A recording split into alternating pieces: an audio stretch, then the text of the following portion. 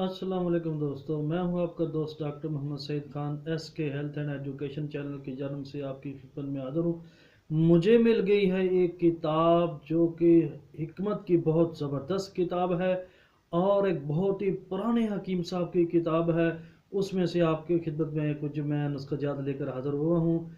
آپ جو ہے نا اس ویڈیو کو مکمل دیکھیے گا، اسکپ نہ کیجیے گا، اور آپ سے گزارش ہے کہ آپ میرے چینل کو بھی ضرور سبسکرائب کیجیے گا اور ساتھ ہی بیل کے آئیکن کو جو ہے نا وہ ضرور دبائیے گا تاکہ میری ہر آنے والی نئی ویڈیو کا آپ کو پتہ چل سکے۔ تو میں آج آپ کو بتانے والا ہوں کان کی خارش اور پنسیوں کے متعلق، یعنی کہ ایگزیما آف دی ایئر۔ اب اس مرض کی تعریف کیا ہوتی ہے؟ اس مرض میں کان کی بیرونی نالی اور اندرونی چھوٹی چھوٹی پھنسیاں پیدا ہو جاتی ہیں۔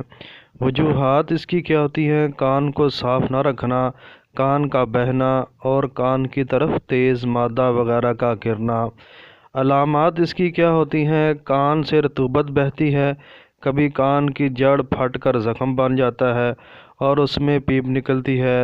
درد کی شدت پھنسی ہونے کی بڑی علامت ہے۔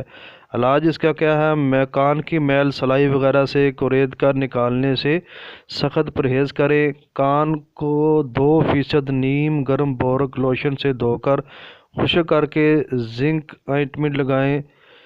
اور اس کے علاوہ آپ کو میں دیسی نسخہ جو ہے نا وہ بتانے والا ہوں، کیونکہ یہ ہمارے چینل جو ہے نا دیسی نسخہ جات کا چینل ہے اور ہومیوپیتھک ادویات کا چینل ہے، تو اس لیے ہم آپ کو دیسی نسخہ جات ہی بتائیں گے۔ تو آئیے دوستو، ہم اپنے نسخہ کی جانب چلتے ہیں۔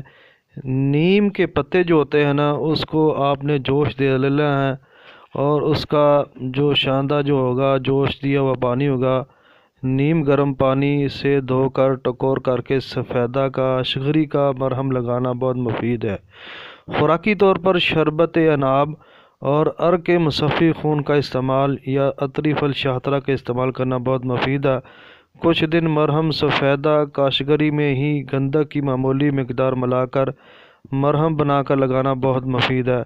اب اس میں غذا اور پرہیز کیا ہے؟ گندم کی روٹی، مونگ کی دال، پالک، کدو، پیٹھا زود ہضم اغذیہ کے ساتھ دیں، اور بادی و دیر ہضم تیل کی چکنی اور ترش چیزوں سے پرہیز کریں۔